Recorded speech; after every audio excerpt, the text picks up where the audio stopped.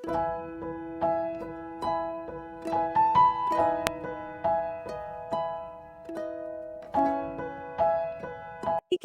ng publiko ang inanunsyo ng kampo ni dismissed Bamban Mayor Alice Goo na muli itong tatakbo bilang mayor ng Bamban kahit pa humaharap ito sa patong-patong na kaso kaugnay sa iligal na pogo na di umano'y pinamumunuan nito.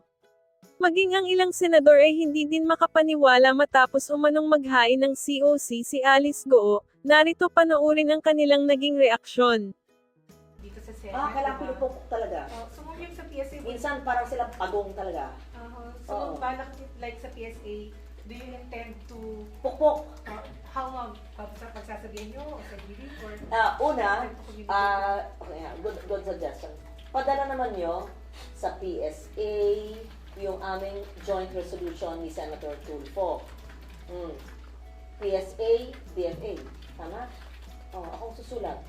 Oo. Tapos, itong concern nila, suriin ng dalawang ahensya ng gobyerno, tumulong na ng DFA, lahat ng kandidato na nag-file. Ilang kaya mag-file? Alam naman, siguro itatabi nila, kunyari ito lahat ng kandidato, sino yung parang questionable eh. Malalaman naman yan eh. Ang kanilang regional offices, itabi. Tapos tignan natin. So, ang birth certificate automatic na tingnan. Oo. Tapos baka naman tatakbo pa yung babae na tatakbo pa rin daw, di ba? Possible pa rin. Oh my God. Di ba final? Hindi. Di dapat hindi payagan ng COMELEC. Diyan nila, because wala na yung kanyang, kinansel na yung kanyang birth certificate, right? It's no, but it's proven to be fraudulent. Pero wala pa daw po kasing final. Wala pa decision. Korea pwede pa. Kaya pwede pa Korte daw pa rin siya. daw, mami. Dapat may gawin ng COMELEC para i-disqualify siya. She's been disqualified. Ma'am, Ano yung dating sakaling may makalusot pa rin na isang Alice Goo or this coming election? Sigurado nga ako, sa dami-dami niyan, hindi naman kailangan mayroon. Malay mo, konsihal, malay mo. Kaya nga, magkaroon sana tayo ng hotline or Facebook page. Ayan, report foreign nationals who are either in the barangay level, or SBs, or SPs, or mayors, or whatever. Right?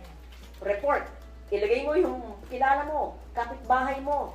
Dito kailangan ng mga marites. Ayan, sa kada barangay. So, para tayong investigasyon, gagawin ko yan. Ayan, si Barangay Information Network. Hanapin nyo. Alam naman nyo eh. Barangay, ilang purok, ilang sityo. Pag meron dyan, marunong siya managalog. Pero alam mong, lumutang lang ito nung isang taon na or 30 years ago, pero yung mga lolo niya at lolo, wala eh. Alam nyo. So, si Barangay Information Network, importante yan. Ang local media.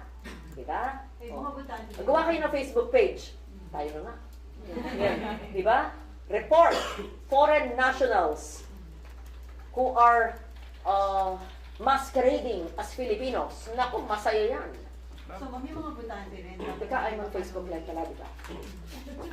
Dapat ang mga butante rin maging mapanuri doon sa mga kandidato. Oo. Kaya iba nga natutunan ng Tagalog eh. Oo.